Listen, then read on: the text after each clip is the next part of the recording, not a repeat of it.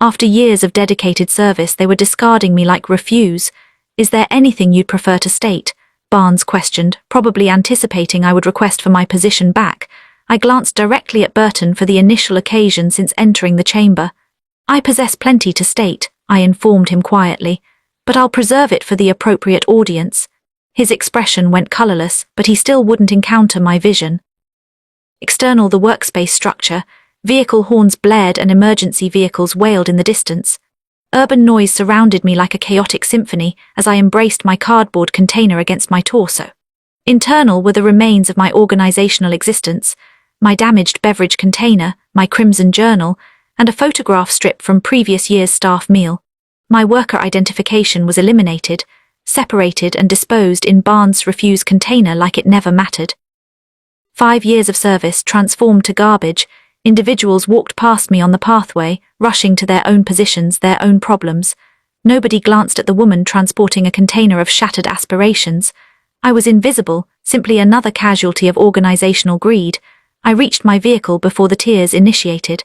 They arrived heated and rapid, obscuring my vision as I struggled with the access. The container positioned on the passenger seating like an accusation. But fury was superior than sorrow. By the period I arrived home, my tears had dried and my expression was established with determination. I positioned the container on my kitchen surface and accessed my computer. On the display, I constructed a fresh container and provided it a designation that created me smile for the initial occasion all day. Prosecution documentation Burton. The actual labor was simply initiating. My computer ventilation rattled in the silent apartment as I accessed my labor calendar one final occasion. The Saturday task still illuminated on the display like proof beneath a special light. Each eliminate afterward appointment was a revealing weapon Burton didn't understand I had preserved. I connected my external storage and initiated transferring everything. Screen captures, calendar notations, electronic correspondence sequences, all of it transferred onto the storage labeled compensation verification in dark bold characters. The documents transferred gradually, providing me duration to consider. Burton believed he was so intelligent, destroying the digital trail of his unlawful demands, but he forgot that intelligent workers create duplicates. My display recording application captured everything as I examined through the calendar. The temporal markers were obvious, the elimination directives transparent. Any legal representative would perceive this as verification of compensation theft. I removed the storage and grasped it upward to the illumination. This small apparatus contained sufficient proof to eliminate Burton's profession. He had provided me the weapons to combat back, enclosed in his own arrogance. On my workstation, I maintained a handwritten checklist. Communications, photographs, recording. The subsequent items on the checklist would be more difficult to obtain, but I was simply initiating. Burton had instructed me to be thorough. Duration to utilize that lesson against him. The apartment was shadowy except for the illumination of my computer display. I accessed my crimson journal and initiated recording everything I could retain from Monday's termination appointment. Each phrase returned to me like a perfectly preserved recording. Will retain memory of who appeared this Saturday. I recorded Burton's exact phrases in careful handwriting. The intimidation was obvious even if he believed he was being subtle. Barnes' text about organization requirements transferred down on document 2. The manner Burton avoided visual contact. The prepared nature of my termination. Every particular mattered. My appendage cramped from recording, but I maintained progressing. Memory diminishes but recorded accounts persist forever. If this prosecution went to legal proceedings, I desired to retain everything exactly as it occurred. I emphasized the most damaging quotations in crimson ink. Burton's intimidation about retaining memory of who appeared, his demand for dedication without compensation, his admission that Saturday labor was compulsory. Each sentence was another securing in his destruction. He had been so confident, so certain he was invulnerable. Organizational aggressors constantly believe they're too intelligent to get captured. My journal filled with document after document of proof. By dawn, I had recorded every unlawful thing Burton had performed. The prosecution was constructing itself. The beverage establishment carried scents of spice and fresh anticipation. I positioned across from my former colleague Penny, who kept glancing around like she anticipated Burton to materialize at any moment. Her appendages trembled as she grasped her beverage. He threatened to damage my capability rating if I didn't arrive Saturday, she whispered. I possess 3 children, Aileen. I can't afford to eliminate this position. Another colleague, Leonard, acknowledged with wide, frightened vision. Identical thing occurred to me. He stated Saturday Labour was voluntary, but then created it obvious our positions depended on it. I extracted my journal and recorded their exact phrases. These weren't simply narratives, they were observer statements. Burton had threatened numerous workers with consequences for refusing unpaid labour. There's something additional, Penny stated, glancing around again. There's a communication channel you require to observe. He didn't believe we could access the administration channel, but someone determined how to view it. My circulation quickened. An administration communication channel would contain Burton's unfiltered considerations about his unlawful scheme. If he had admitted to compensation theft in recording, the prosecution would be secure. Leonard extracted his communication device and accessed the organization platform. Glance at this, he stated, displaying me the display. What I observed created my oral cavity dry with shock. Midnight. My chamber was silent except for the vibration of my computer ventilation as the communication channel loaded. Penny had transferred me screen captures that created my circulation freeze. If they anticipate compensation for Saturday labour, they're not dedicated enough for advancement. Burton had recorded to the other administrators. The communication was temporally marked during labour periods, transmitted from his organisation account. I examined through more communications. Maintain the overtime financial plan secured down. Create them believe it's about dedication, not currency. Anyone who refuses Saturday responsibility gets recorded for capability complications. The most troubling one arrived at the conclusion. Terminate the troublemakers initially. Create examples of them so the others comply. My appendages trembled as I captured every communication. Burton hadn't simply stolen compensations, he had conspired with other administrators to conceal it. This was arranged, intentional compensation theft on a massive magnitude. I instantly transferred everything to a labour attorney's receptacle. The electronic correspondence departed at 12:47 a.m., and I included a topic line that proceeded straight to the objective, revealing weapon proof of compensation theft and consequences. My computer sounded with an automatic response. We'll review your submission and respond within 24 periods. Burton believed he was so intelligent, but he had simply provided me everything I required to eliminate him. The public library carried scents of aged document and citrus cleaning solution. I distributed my records across a silent area surface and initiated mapping out my combat strategy. Other visitors labored on their own assignments, unaware that someone nearby was constructing a prosecution that would disturb the organizational world. I drew a flowchart of the organization hierarchy. Burton reported to Regional Administrator Clark, who answered to Organizational VP Tours. Above them positioned the Labour Board, Ethics Communication Line, and Unemployment Workspace, my new allies in the combat for justice. Each government agency possessed different requirements for filing objections. I researched forms, deadlines, and proof standards. This wasn't simply about obtaining revenge, it was about following the regulation and performing things correctly. My journal filled with communication numbers, electronic correspondence locations, and filing procedures. The Labour Board investigated compensation theft. The Ethics Communication Line handled organizational misconduct. The Unemployment Workspace would question why I was actually terminated. By closing duration, I possessed a complete roadmap for eliminating Burton through official channels. He possessed the organizational machine behind him, but I possessed the regulation on my position. I collected my documents with satisfaction. The following day, I would initiate creating communications. Burton had instructed me to be methodical and thorough. Now I would utilize those abilities against him. The silent coworking area vibrated with creative energy as independent workers and remote workers struck away at computers. I discovered an empty area and accessed my electronic correspondence, digits hovering over the input device as I composed the most important communication of my profession. Mr. Burton, I typed, maintaining my tone professional and neutral. Could you please verify in recording whether Saturday labour periods are compensated or uncompensated? I desire to ensure I comprehend organisation regulation correctly for my accounts. I transferred my labour attorney on the electronic correspondence as a concealed recipient.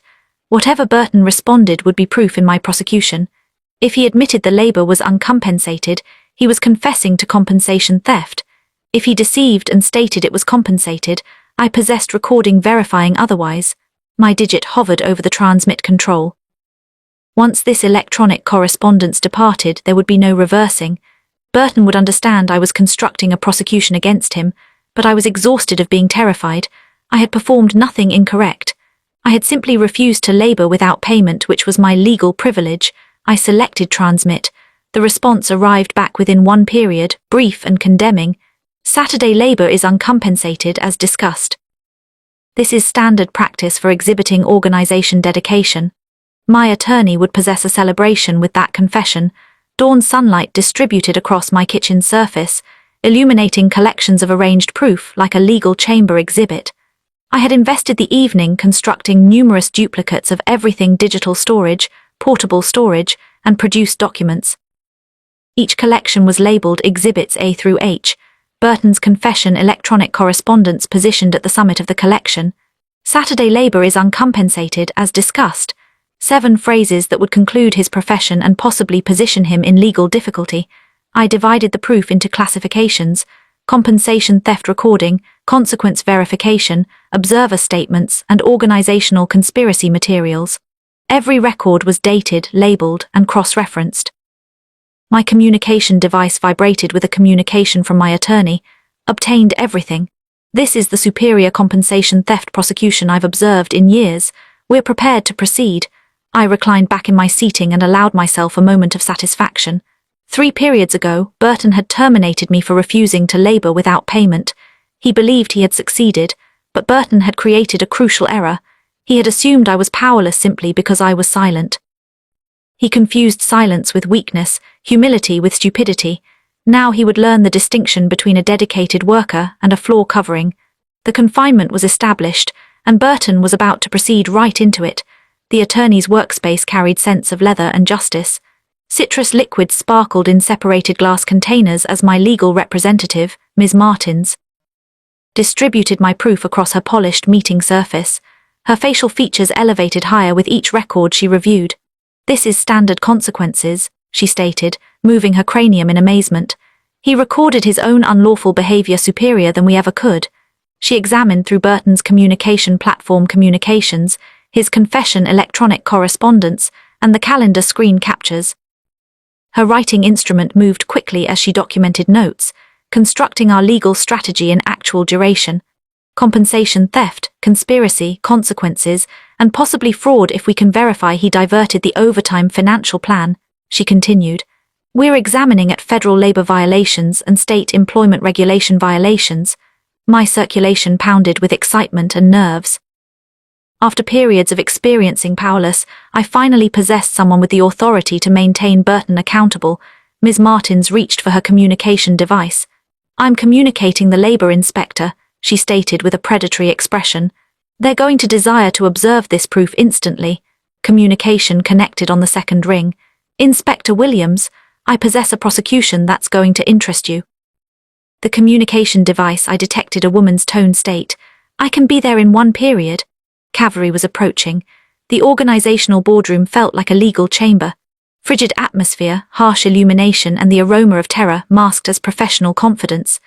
I positioned at one conclusion of the polished surface while Burton glowered from the other position, flanked by HR Administrator Barnes and Organizational Legal Representative Morrison.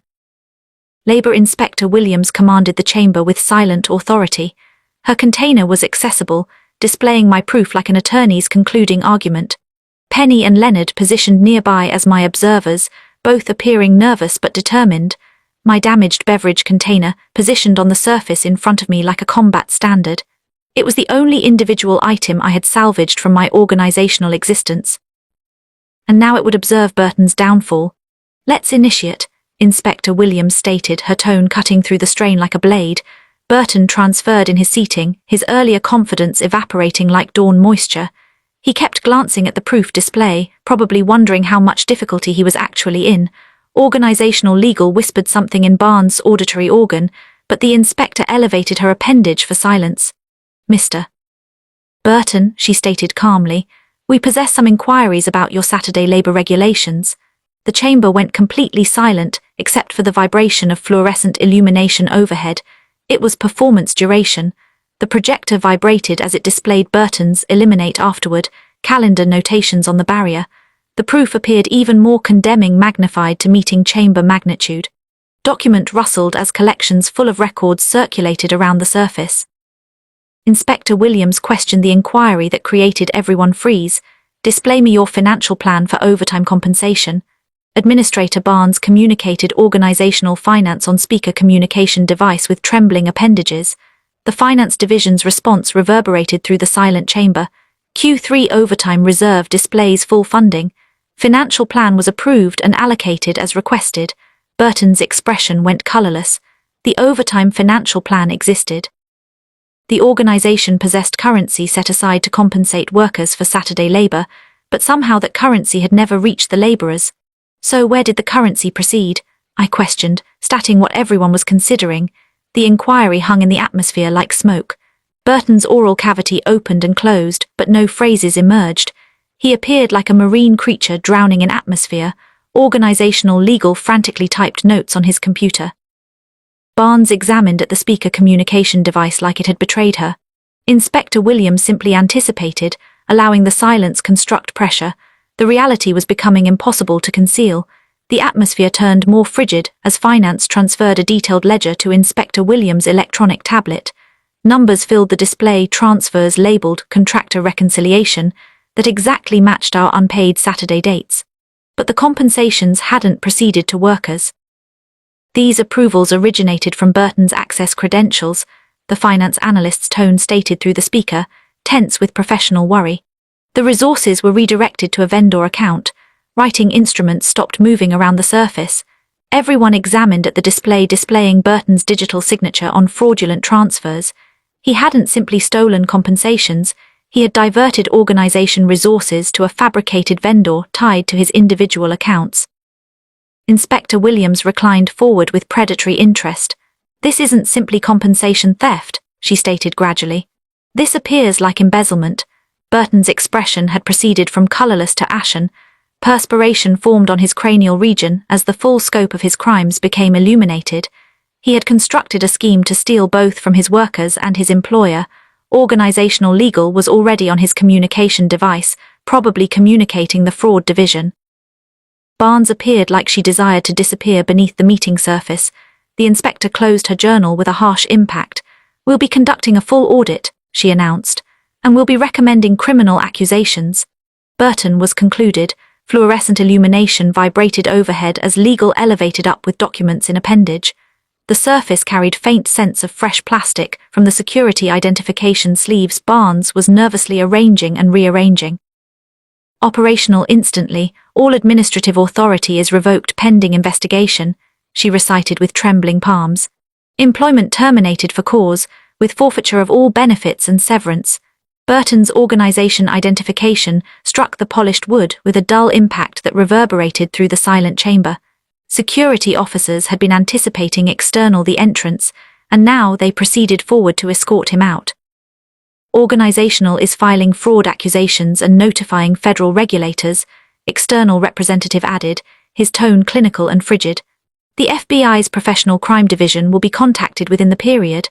I observed Burton's expression crumble as the reality struck him. He had proceeded from organizational administrator to criminal suspect in the span of one appointment. His scheme to steal compensations had unraveled into federal fraud accusations. Inspector Williams gathered her proof documents with satisfaction.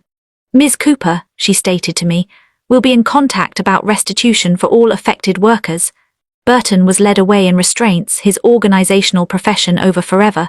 The individual who had demanded dedication while stealing from his laborers was finally confronting justice. The system had functioned, but only because I had combated back. Dawn sun warmed the recreational area seating where I positioned with my damaged container, vapor curling up from fresh beverage.